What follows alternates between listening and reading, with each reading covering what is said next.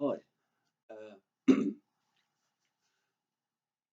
So on the 1st of July, it will be the centenary of the outbreak of the Battle of the Somme, one of the most famously horrific battles of World War One.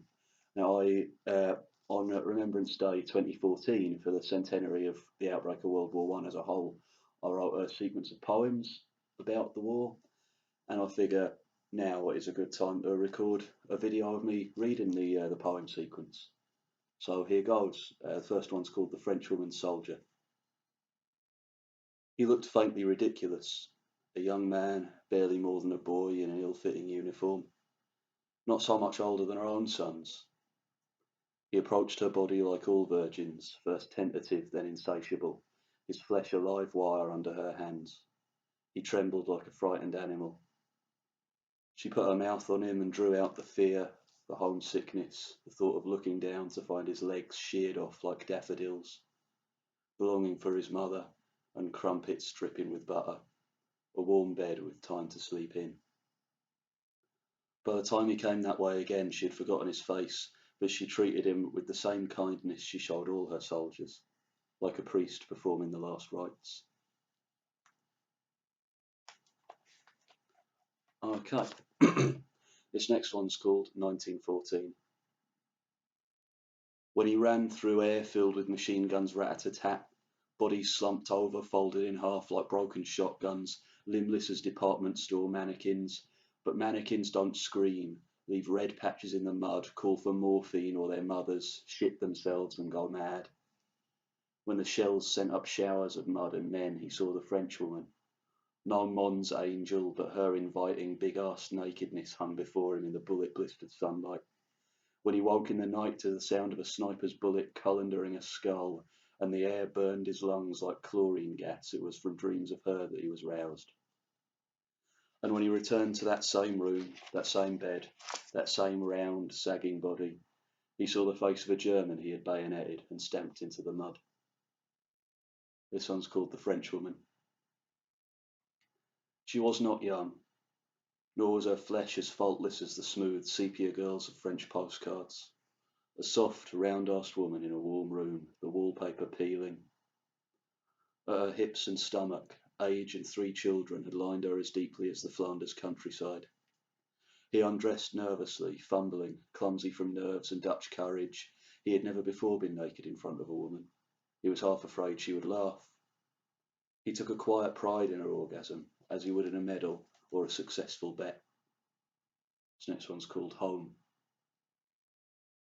The London streets were stranger to him than all the bloody yards of France.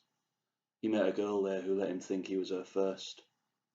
At his proposal, her eyes filled with the realization that she had something else to lose. Then back to where the guns were louder than church bells, and her face faded like the light in the eyes of a dying man. He sought out other women, whose paid-for bodies did not remind him of his comrades' shattered limbs. It was easier to replace love with a transaction, money for flesh. The fighting had taken away his appetite for complicated things, and he built a little jar in the corner of his heart to keep his love in, so it could be kept fresh for her, like something frozen. This next one's called Walls. He slogged through the war-churned mud and wondered at how many heroic dreams he once had had.